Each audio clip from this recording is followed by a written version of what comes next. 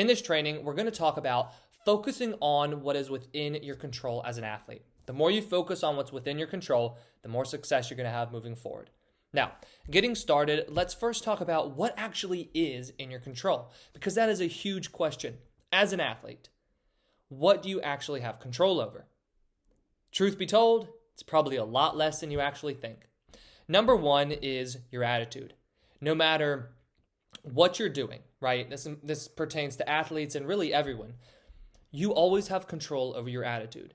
Yes, there are going to be days where you're feeling down, you're feeling more anxious, but your attitude is about how you approach things. Do you want to approach the game with a positive attitude, an optimistic outlook, one that sees yourself as continually growing? Or do you want to look at the game like it's out to get you, like your coaches just, they don't like you?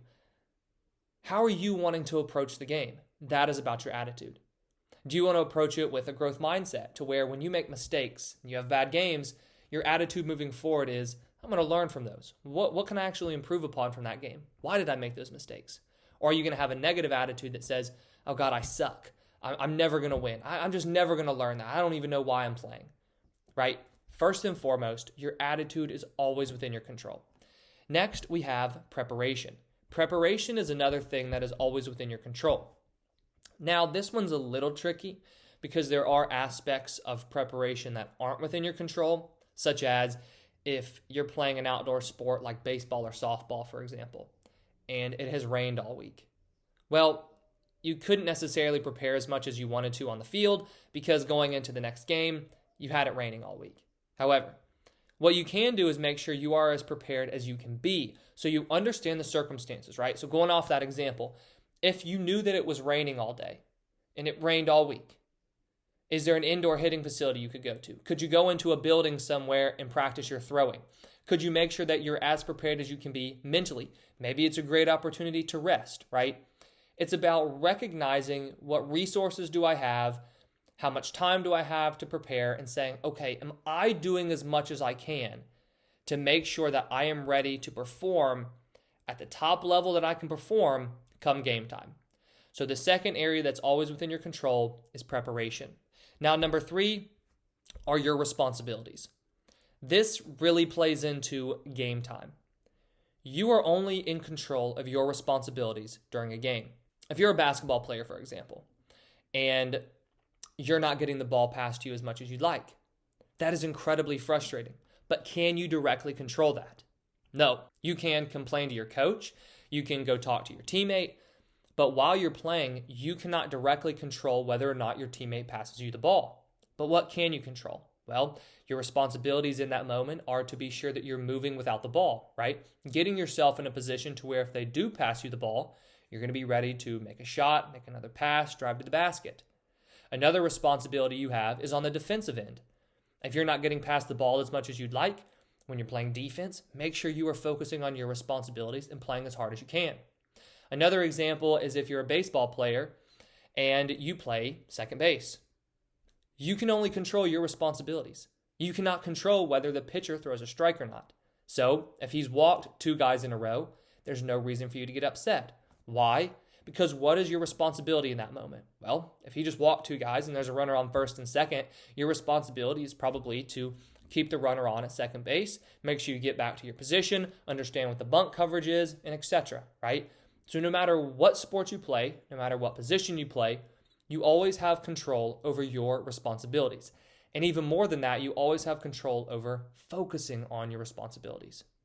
So now that you understand what the 3 main areas within your game are that are under your control, let's talk about the negative impact that you'll experience when you focus on what is out of your control. When you focus on what's out of your control, number 1, you're going to experience anxiety. You're going to experience anxiety because anxiety happens when you're worried about the future, you're worried about what ifs, but also when you can't control something. One of the reasons anxiety is so common when you're worried about what's going to happen is because you cannot control the future. Therefore, you begin worrying about it. You can't control your teammates. You can't control the outcome of a game.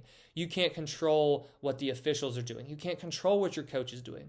But if you focus on that, focusing on that uncontrollable is going to drive anxiety. Number 2 is anger. This really plays into the couple examples that I gave, one being your teammate not passing you the ball. If you're focused on your teammate not passing you the ball, which is out of your control, you're going to get angry. It's very natural to get angry because you know that, hey man, I could make a shot, I could contribute, I'm open, why aren't you passing me the ball? What is going on? You start getting upset. The other example with the second baseman, if the pitcher just threw a bunch of balls and is walking a couple guys, it's natural to get upset. And if you focus on the fact that he is walking guys, you're going to get angry. You're going to get angry at him for doing that. You're going to get angry at the coach for not pulling him. You're going to get angry at the umpire for that ball that he called that you thought could have been a strike, right? So you're going to start getting angry at things when you begin focusing on stuff that is outside of your control. Number 3 is mental exhaustion. When you're focusing on things you can't control, you're going to feel anxious, you're going to feel angry, right? Those two things combined are going to lead to mental exhaustion. During a game, do you want to be tiring yourself out by focusing on things that you can't control? No, you want to be focusing on what is going to lead to you succeeding. But when you're focused on what the officials are doing, what the field conditions are, what the opposing team looks like, what your teammates are doing, what the fans are saying, who your parents are talking to, that's going to really tire you out because you're worrying about all this stuff. And there's a ton of stuff that you just simply can't control. So when you focus too much on what is outside of your control, you're going to experience anxiety, anger, and mental exhaustion. Now, on the flip side of that, what are the benefits of focusing on what is within your control? Well, first we have a sense of power, right? If you're focusing on things that you can control and change, you're going to feel more power because you're going to realize this is actually something that I can influence. If you're focusing more on your attitude, you're going to have a sense of power realizing I can choose how I approach the game. It doesn't matter whether it's raining right now. It doesn't matter whether we're playing the number 1 team in the conference. I can choose my attitude when I go and play. Number 2 is increased motivation. You're going to have more motivation to play, more motivation to train when your attention is placed on what is within your control. And then number 3 is improved performance, right? Put simply, when you focus more on what's in your control, you're going to be giving more effort to what is directly going to impact your performance, and therefore you are going to have increased levels of performance. So, knowing that, right? What is the best strategy that you can use for narrowing your focus?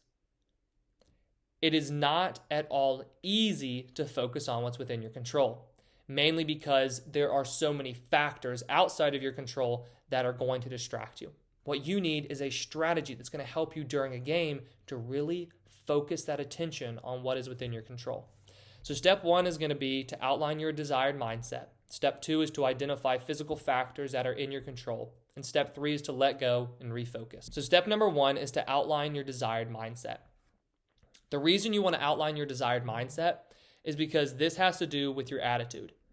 How do you want to be thinking and how do you want to be feeling going into a game? To outline your desired mindset, answer these following questions. How do I want to mentally approach the game? What type of attitude do I want to have? How do I want to respond from an emotional standpoint to failures and mistakes? And what should I be thinking to put myself in the best position to succeed? If you answer all of these questions, just answer these 4 questions, you will have a clear idea of the type of mindset and attitude that you want going into a game. And since that is something within your control, that is going to narrow your attention on making sure you have that mindset. Therefore, you're going to be focusing on what is within your control. For step 2, you want to identify physical factors that are within your control. So you want to think about what's within your control physically in terms of your preparation, right? What can you do leading into the game and also that morning that are going to be in your control from a physical standpoint. And then during competition, you just need to make sure you are focusing on your responsibilities. And then step number 3 is to let go and refocus.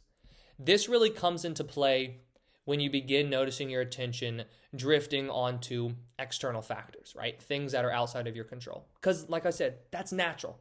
Even if you follow these previous 2 steps, naturally you're going to begin worrying about that incredibly stupid call the official just made or that dumb mistake your teammate just made, right? Those are natural and they're going to happen. But what can you do? Well, you're going to let go of the worry, concern, and anger that comes over you. You want to let go of the desire to focus on other people. And then most importantly, you need to let go of the need to control everything that is outside of your control. If you focus on these 3 steps, right? If you outline your desired mindset, if you focus on what the physical aspects of your game that are within your control are, and then you let go and refocus when you begin focusing on external factors, you will be using your focus to your advantage during games. I hope you enjoyed this training, and if you did, please hit that like button and subscribe if you haven't already. I put out 2 new trainings each week on sports psychology and mental training to help you build a championship mindset. Speaking of a championship mindset, if you're interested in a free training, I have it linked down in the description below.